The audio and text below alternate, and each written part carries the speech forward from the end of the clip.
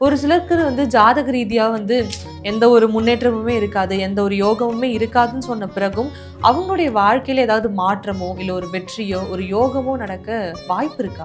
எல்லாத்துக்குமே யோகமும் இருக்கு, அவயோகமும் இருக்கு. அது எந்த காலகட்டத்தில் வரும். ம்.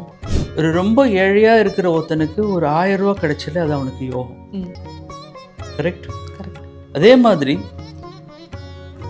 மில்லியன்ஸில் டீல் பண்ணுற ஒருத்தனுக்கு